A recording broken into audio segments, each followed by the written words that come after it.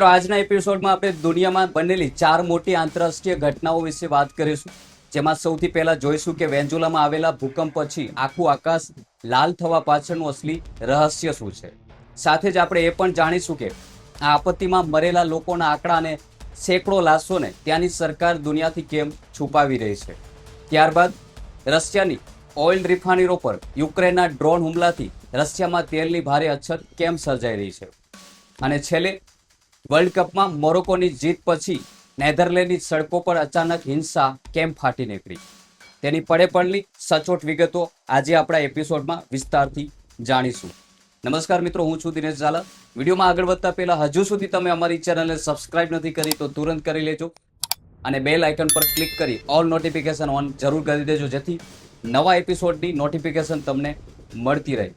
તમને જણાવી દઈએ, આ ચેનલ પર તમને આંતરરાષ્ટ્રીય, ભારતીય રાજનીતિના અને ગુજરાતની રાજનીતિના ટ્રેન્ડિંગ મુદ્દાઓ પર સચોટ અને સાચી માહિતી પ્રોવાઈડ કરવામાં આવે છે. સૌથી પહેલા વાત કરીએ મિત્રો વેનેઝુએલામાં આવેલા વિનાશક ધરતીકંપની. આ મોટા ભૂકંપ આવ્યા પછી ત્યાં એક અદ્ભુત ઘટના ઘટી છે, જેમના વિડીયો સોશિયલ મીડિયા પર ખૂબ જ વાયરલ થઈ રહ્યા છે. તેનું આખું આકાશ અચાનક એકદમ લાલ થઈ ગયું છે, જે તમે સ્ક્રીન પર જોઈ શકો છો. સોશિયલ મીડિયા પર અને અન્ય માધ્યમોમાં લાલ આકાશના વિડીયો ખૂબ જ વાયરલ થઈ રહ્યા છે.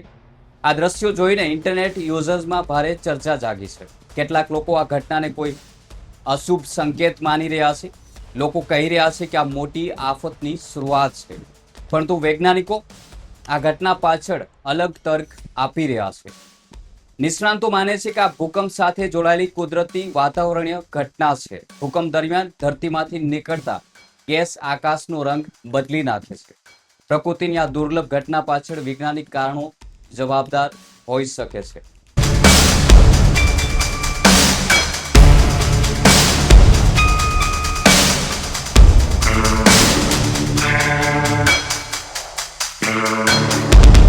પરંતુ આ લાલ આકાશની નીચે ભારે નુકસાન થવાના સમાચાર પણ મળી રહ્યા છે ને અહેવાલો પણ સામે આવી રહ્યા છે. ધરતીકંપના કારણે ત્યાં અનેક મોટી ઇમારતો પત્તાની જેમ તૂટી પડી છે, જેમના દ્રશ્યો તમે સ્ક્રીન પર જોઈ શકો છો. અદ્ભુત અને ભયાનક દ્રશ્યો જોવા મળી રહ્યા છે. આ ભયાનક આપત્તિ વચ્ચે વેનેઝુએલાની સરકાર મોટો ખેલ કરી રહી છે તેવા સમાચાર સામે આવ્યા છે. ત્યાંની સિસ્ટમ આ મોટી દુર્ઘટનાની વાસ્તવિકતા છુપાવવાનો પ્રયાસ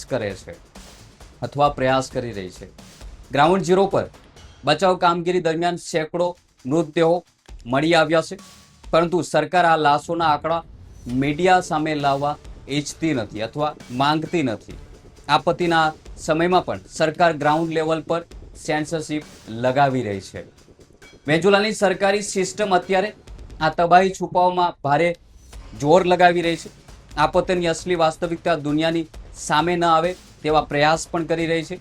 આ તમામ વિગતો આંતરરાષ્ટ્રીય મીડિયામાં ખૂબ જ વાયરલ થઈ રહ્યા છે અને અહેવાલો પણ સામે આવી રહ્યા છે.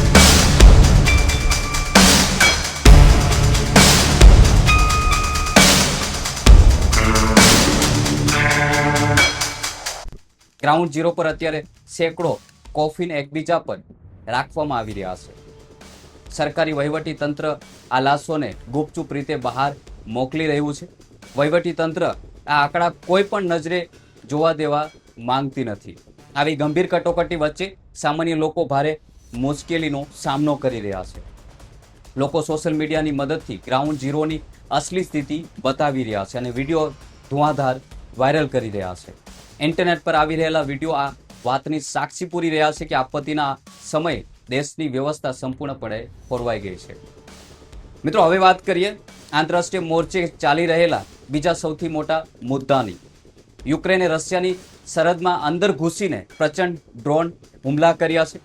આ ઘાતક ડ્રોન હુમલા સીધા રશિયાની ઓઇલ રિફાઇનરીઓ પર કરવામાં આવ્યા છે.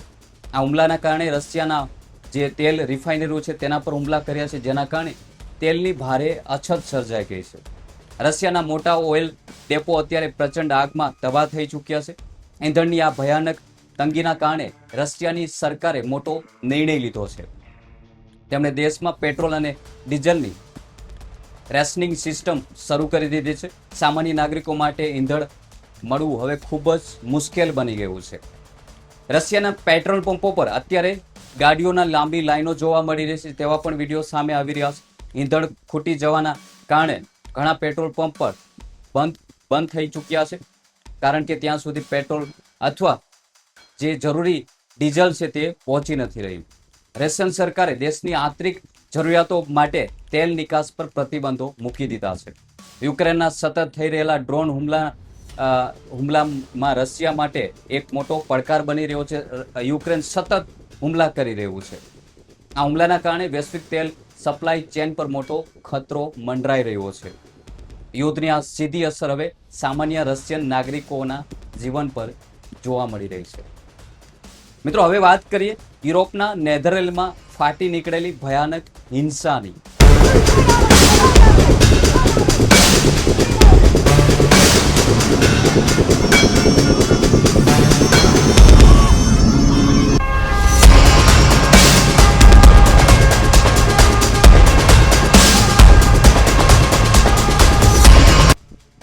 ફૂટબોલ વર્લ્ડ કપ મેચમાં મોરોક્કોએ નેધરલેન્ડની ટીમને હરાવી દીધી હતી.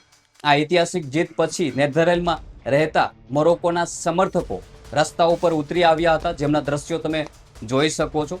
પ્રદર્શનકારીઓએ ધ હેગ શહેરમાં કાનૂન વ્યવસ્થા પોતાના હાથમાં લીધી હતી.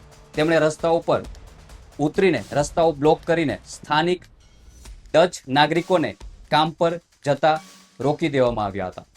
ધ હેગ શહેરની પોલીસે તોફાની તત્વો પર કડક કાર્યવાહી શરૂ કરી હતી. હિંસક બનેલા ટોળાએ પોલીસ પર ભારે પથ્થરમારો કર્યો હતો અને ફટાકડાઓ પણ ફેંક્યા હતા. સુરક્ષા વ્યવસ્થા જાળવા રાખવા માટે પોલીસે વોટર કેનનનો ઉપયોગ કર્યો હતો. પોલીસે સ્થિતિ કાબૂમાં લેવા માટે હિંસક પ્રદર્શનકારીઓ પર લાઠીચાર્જ પણ કરવો પડ્યો હતો. કાનૂન વ્યવસ્થા તોડવા બદલ પોલીસે ઘણા લોકોની ધરપકડ પણ કરી છે અને અટકાયત પણ કરી છે અને ઘણા લોકોને જેલ ભેગા પણ કરી દીધા છે. નેધરલેન્ડના સ્થાનિક નાગરિકો આ હિંસા સામે ભારે આક્રોશ ઠાલવી રહ્યા છે. મોરોક્કોના સમર્થકોએ પોતાની આ જીતનો ઉપયોગ મોટું પ્રદર્શન કરવા કર્યો હતો. તેમણે રમતની આ જીતને પેલેસ્ટાઇનના સમર્થન સાથે જોડીને મોટું હિંસક સ્વરૂપ ધારણ કર્યું હતું. પ્રદર્શનકારીઓએ ઇન્ટરનેટ પર આ જીતનો ઉપયોગ વૈશ્વિક મુદ્દાઓ ઉપર ઉઠાવવાનો પણ પ્રયાસ કર્યો હતો. સોશિયલ મીડિયા પર આ હિંસક દ્રશ્યોના વિડીયો ભારે ચર્ચા જગાવી રહ્યા છે. રમતગમતના મેદાનથી શરૂ થયેલો આ વિવાદ હવે મોટો સામાજિક મુદ્દો પણ બની ગયો છે. કોઈ પણ આંતરરાષ્ટ્રીય વિવાદ વગર કાનૂની મર્યાદામાં રહીને આ કેસની તપાસ હાલ મોરોક્કો દ્વારા કરવામાં આવી રહી છે. મિત્રો, વેન્ઝુલાની આપત્તિ, રશિયાનું તેલ સંકટ અને યુરોપની આ હિંસા પર તમારું શું માનવું છે? કમેન્ટ બોક્સમાં તમારા અભિપ્રાય અમને જરૂર જણાવજો. આવી જ દેશ દુનિયાની સચોટ ન્યૂઝ અપડેટ માટે વિડીયોને લાઇક કરજો, શેર કરજો અને અમારી ચેનલને સબસ્ક્રાઇબ કરવાનું ભૂલશો નહીં. આ તમામ ઘટનાઓ પર જે દ્રશ્યો તમે જોયા છે તેના પર તમારું શું કહેવું છે અને અત્યાર સુધી જે આંતરરાષ્ટ્રીય 4 સૌથી મોટી ઘટના સામે આવી છે તેના પર તમારું શું કહેવું છે? કમેન્ટ કરી જરૂર જણાવજો. મળીશું નવા એપિસોડ સાથે. જય હિન્દ.